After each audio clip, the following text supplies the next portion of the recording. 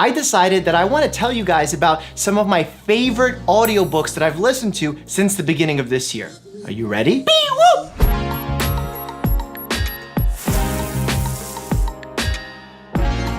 As you may know from watching my other book recommendation video or my productivity video, I love listening to audiobooks. It's more time efficient for me, and for some reason, I concentrate better when I'm doing another task on autopilot. So if I'm walking somewhere, I'm jogging, I'm driving, I can really pay attention to an audiobook and zone in.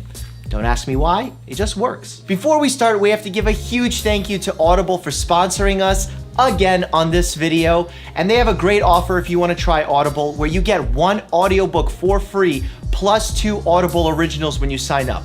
All you have to do is visit audible.com/Dr. Mike. Remember, doctor is D-O-C-T-O-R, Mike. Or you can text 500-500, the code Dr. Mike as well, D-O-C-T-O-R-M-I-K-E.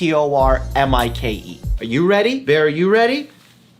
No one's there. I guess we're ready. The first book I want to talk to you about is called Feeling Good by Dr. David Burns, MD. The gold standard of treatment for depression and anxiety, if you're to visit a doctor, is called cognitive behavioral therapy. Now, it sounds like a mouthful, but it's really not so bad. It's basically when you take your thoughts that are irrational or dysfunctional or not based concretely on reality, and then you substitute rational thoughts in their place. It's thoughts that guide your feelings, not feelings that guide your thoughts. We as humans don't really have control of our feelings. If you're feeling depressed and someone comes up to you and says, hey, just snap out of it, that's rude. But if they approach you and they say, well, why are you feeling depressed? What thoughts are you having? And then they try and help you understand that those thoughts are irrational, that's essentially what CBT is. It's important to know that you don't have to be suffering with depression or generalized anxiety disorder in order to benefit from reading this book. Everyone in this world, every human alike, will benefit from knowing about cognitive behavioral therapy. It's a rational, reasonable way to think about your problems so that, not that you don't get sad when you have a problem, that's normal, that's part of human existence, but just so that sadness doesn't bring you to such depths where you can't function. I want to share with you also that when going through a tough time, will go back and read Feeling Good.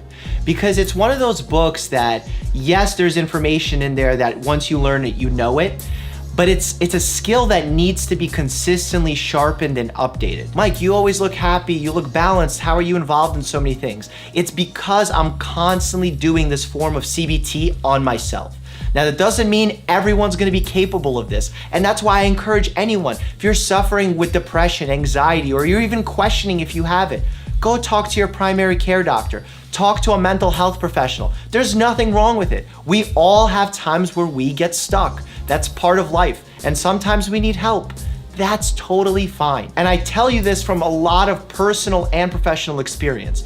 When you get through that struggle, even if you've had help or you've done it on your own with a book, whatever, you're gonna feel not only so much better, but you're gonna be more prepared to help others along the way, and that's truly a rewarding feeling. The second audiobook I want to tell you about is called Coddling of the American Mind by Greg Lukianoff and Jonathan Haidt. Now, this is a very thought-provoking book on how the young American minds are being hurt by good intentions. Some of the most important things discussed in this book is the rise of overparenting. It's that style of parenting where you have basically like helicopter parents where they're always around their children. They never want them to get hurt. They never want them to fail or feel sad. And that's having detrimental effects on children's mental health as they grow up. Haidt and Lukianoff postulate that the increases of anxiety and depression that we're seeing in the youth are as a result of, at least partially, by this parenting style. The second thing that they talk about is how nuance is lost in conversation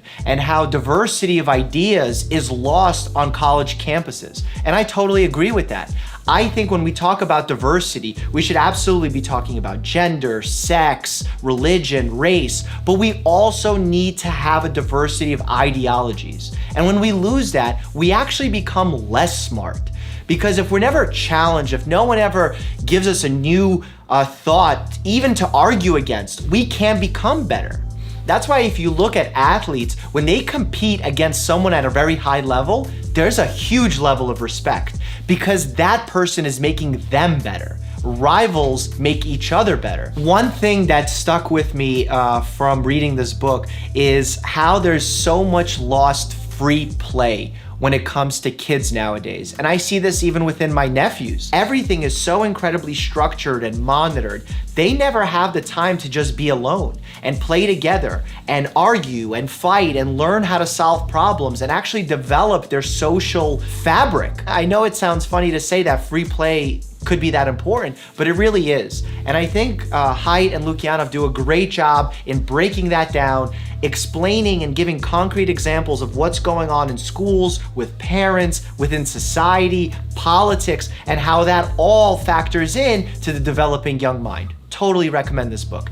And the most exciting part about all of this is, in a couple of months, Jonathan Haidt is gonna be coming on this channel for an interview. I can't wait. I hope you guys are excited too. The third audiobook I want to tell you about is called Thinking in Bets by Annie Duke. She's a professional poker player. I remember even watching her play poker when I was growing up. I used to play poker semi-professionally back in the day. I had a group of friends that I would play poker with. And it's funny because all of our conversations, whether they were about school and tests, girls and guy friends, everything we related back to poker. And what this book is all about how you can think about making decisions in life with limited information and take some cues and tips from players that are very good at poker. What Annie Duke does well in this book is that she equates making difficult decisions in real life to poker hands, and it encourages folks to, when they think about their decision, to think about it as a bet. A bet has consequences. You can win, you can lose. There's things that can happen in between. The most important thing that this book is gonna give you is it's gonna make you a better decision maker.